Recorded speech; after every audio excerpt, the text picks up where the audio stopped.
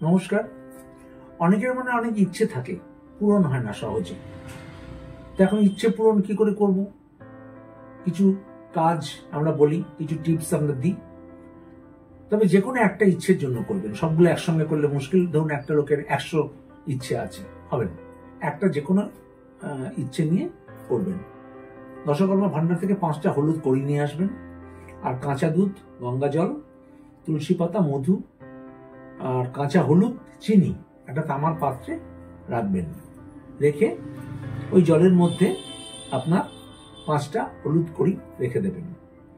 এবার আস্তে করে ওটাকে ঠাকুরের আসনের সামনে নিয়ে গিয়ে ওকে ধূপ দ্বীপ দেখিয়ে পুজো করলেন। পুজো করার পর আধ ঘন্টা রেখে ওই তামার পাত্রের জলটা আস্তে করে অন্য একটা পাত্রে ঢেলে নিয়ে গিয়ে ওটাকে যে কোনো অশ্বত্থ গাছের গোড়ায় দিয়ে দিন।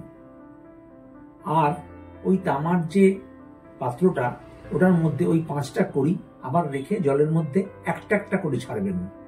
আর ওই সময় মনের ইচ্ছেটা বলবেন যে আমার এই ইচ্ছেটা যেন পূরণ হয়।